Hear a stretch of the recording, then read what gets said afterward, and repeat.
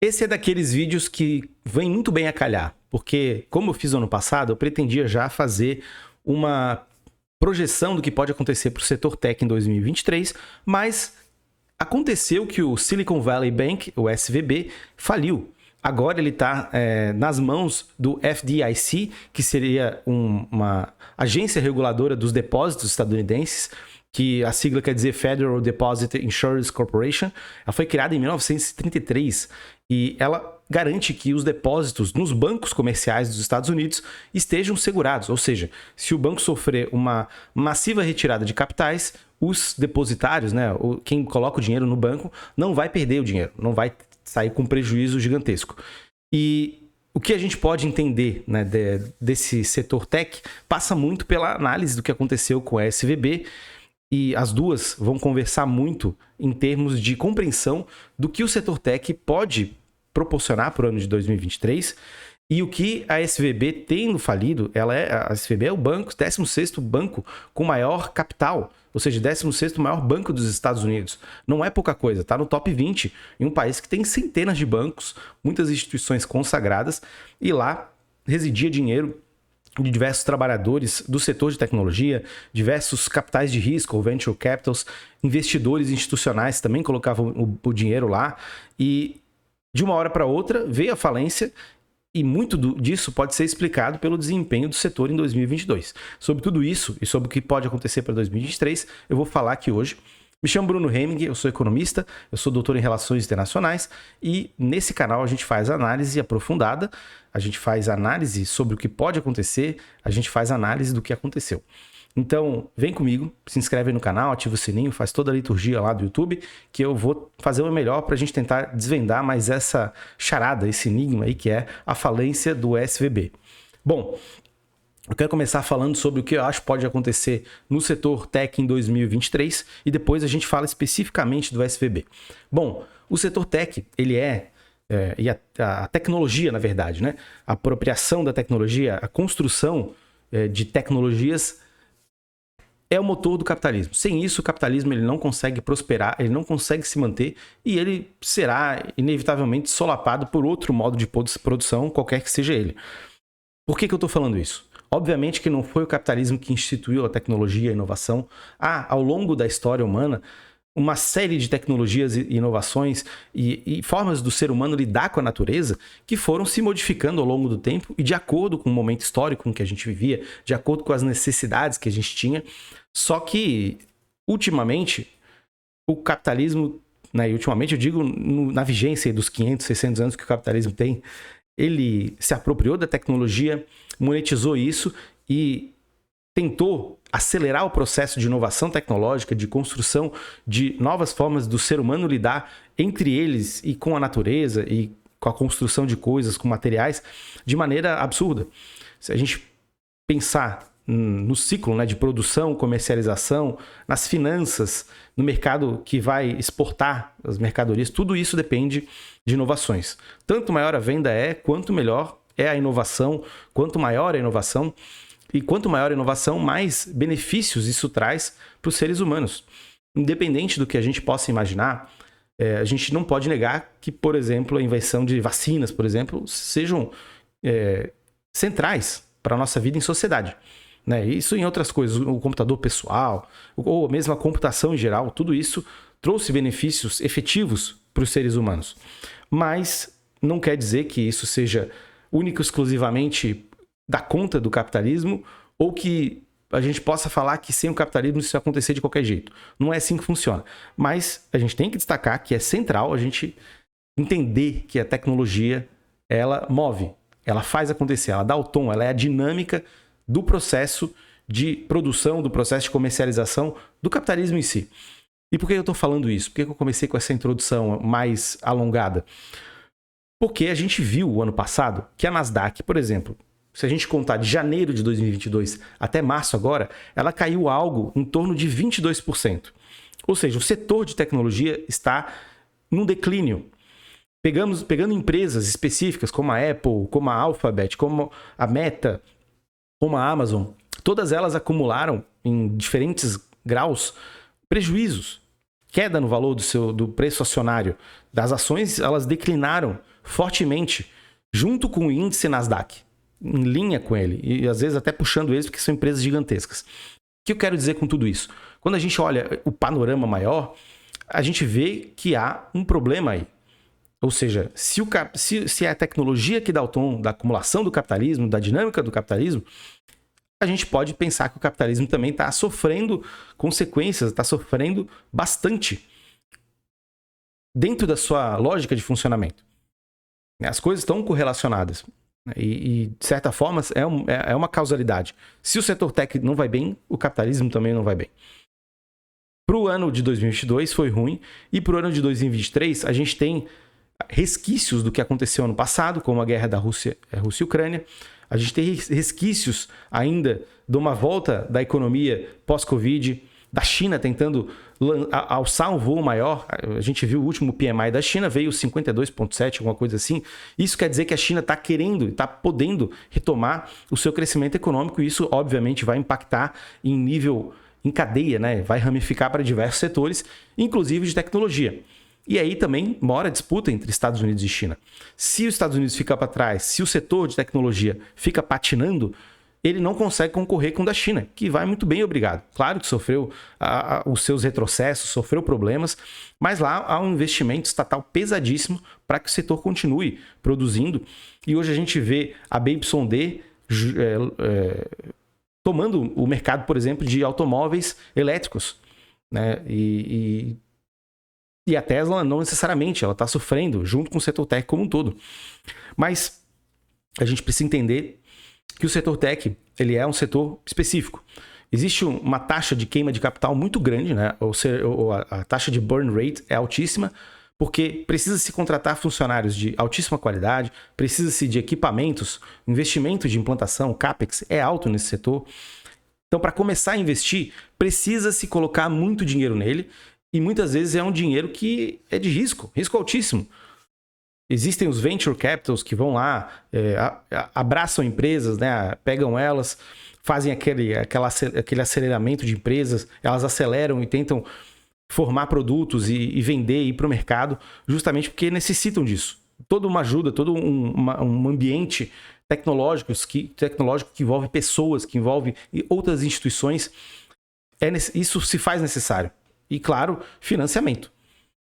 Com a taxa de juros lá na casa dos 4,75%, 4,5%, chegando a 5%, se a gente olhar isso mais corriqueiramente, né, do dia a dia das trocas de títulos, né, da compra e venda, torna-se inviável para um país que até pouco tempo tinha taxas de juros na casa dos 0%, 0,25% depois.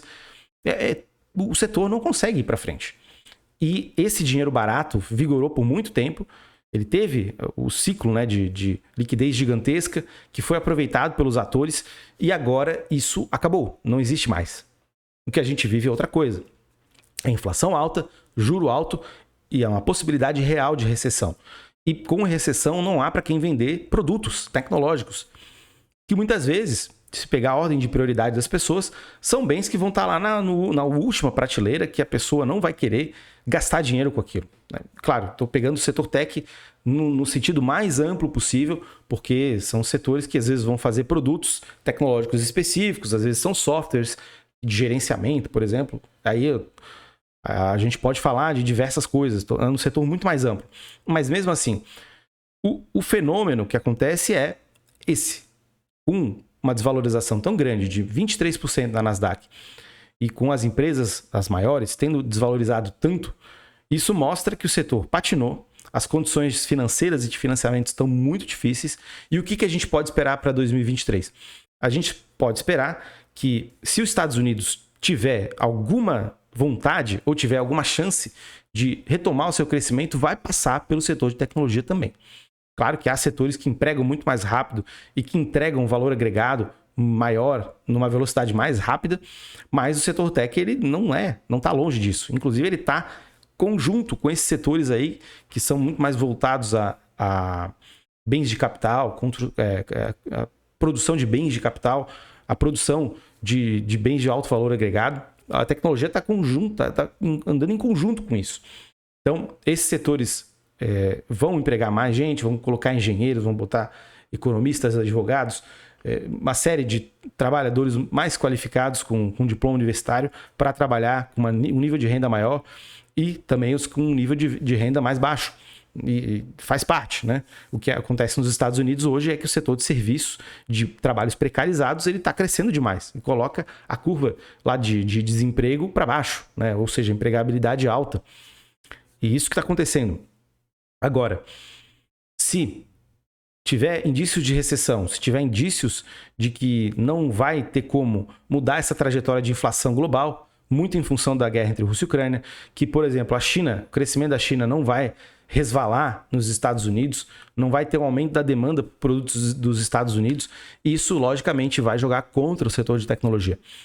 E, especificamente, a gente está falando de um setor que tem tentado se modificar estruturalmente, porque apostou por muito tempo em mão de obra qualificada, e realmente são poucas pessoas que sabem fazer algumas das funções que são exercidas no setor de tecnologia, e a gente tem visto demissões em massa acontecendo.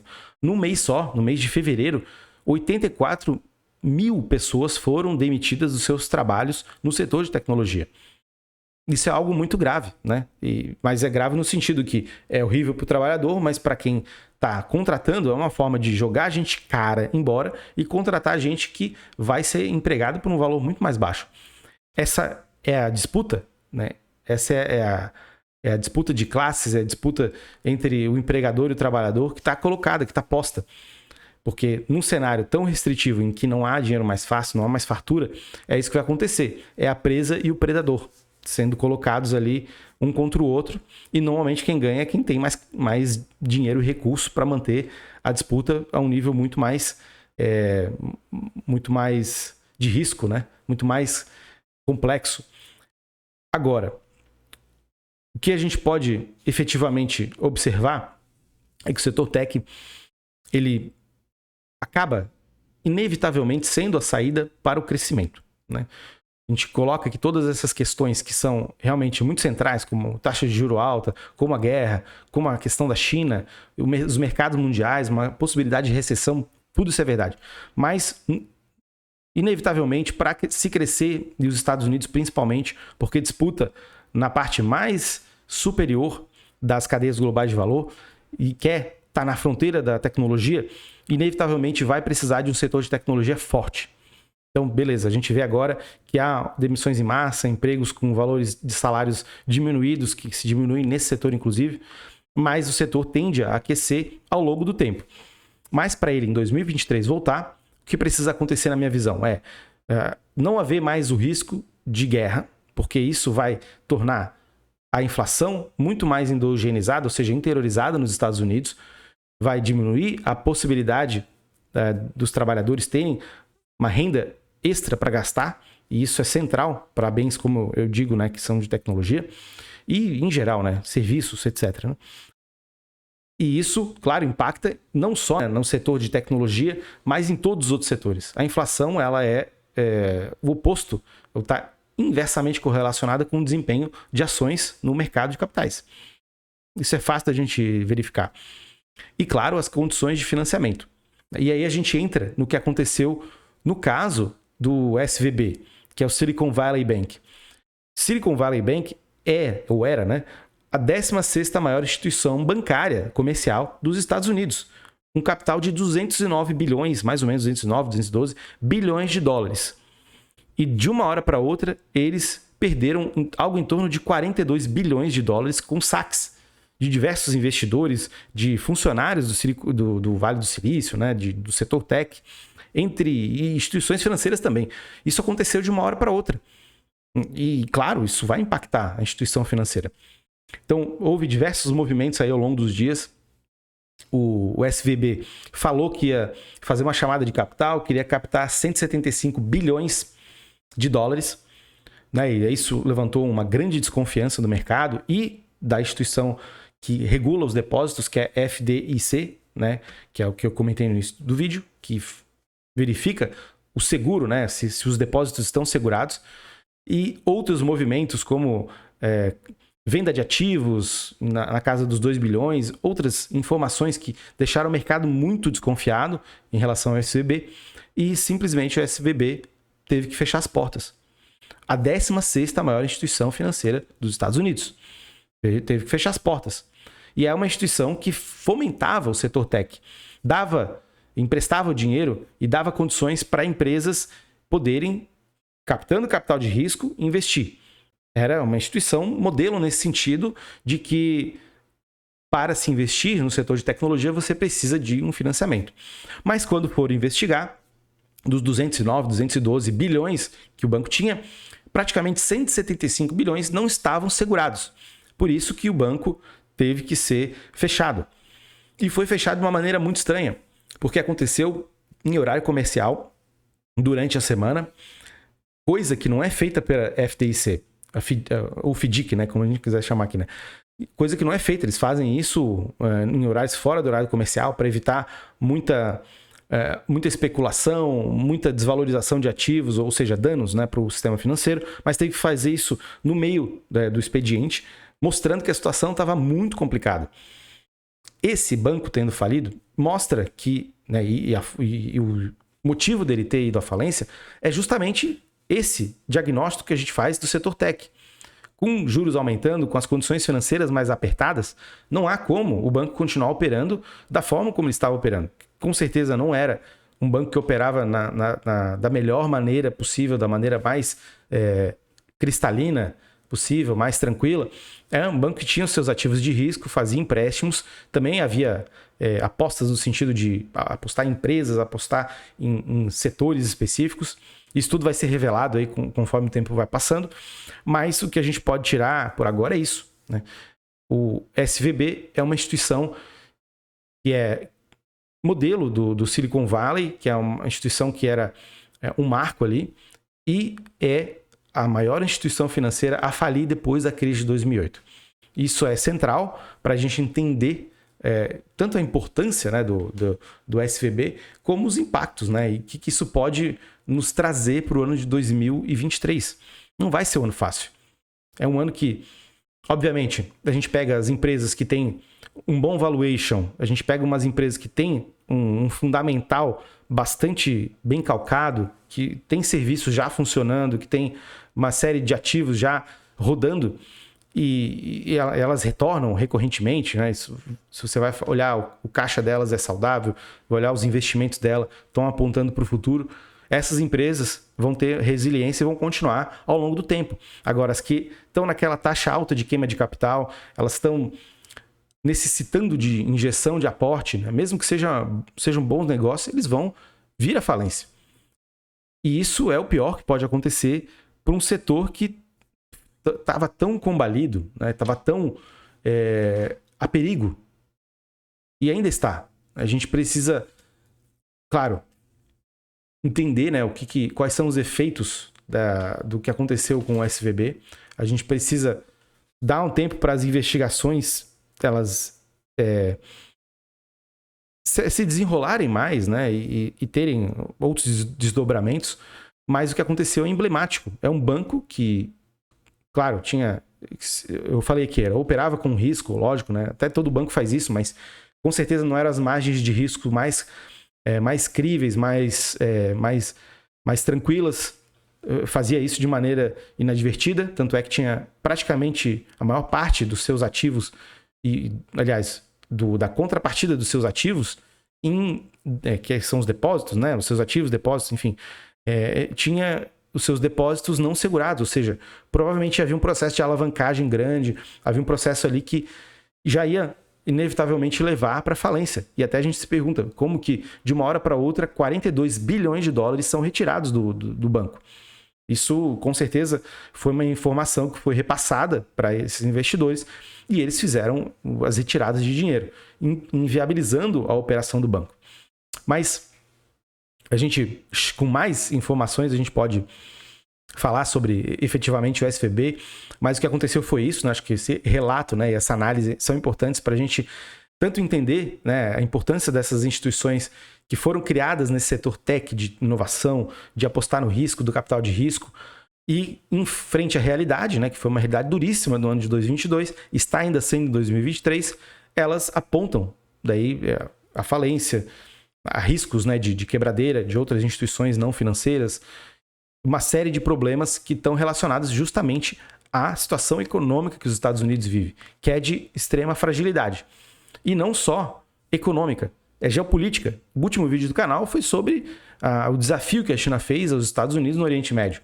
E que tem tudo a ver com o mercado financeiro, mercado de capitais, tem tudo a ver com a liderança dos Estados Unidos no sistema internacional. Então as coisas não são dissociadas. Se a liderança dos Estados Unidos está em xeque, se ela está em risco, vão estar também os setores que fazem parte da economia dos Estados Unidos. É uma díade, talvez, até uma tríade, que pega a questão de segurança, questão de economia, questão institucional, tudo anda junto. Né? Um desbalanço muito grande em como a economia dos Estados Unidos tem mostrado, que está muito desbalanceada e está num risco grande de entrar em recessão, as outras também vão mostrar suas fragilidades. Né? E que eu não estou querendo fazer uma causalidade, que a economia vai... Não, elas estão interagindo dinamicamente. Né? A gente vê a guerra de Rússia e Ucrânia, foi também uma debilidade dos Estados Unidos de impedir, ao longo dos últimos anos, que a Rússia se armasse. Isso é contra os interesses dos Estados Unidos.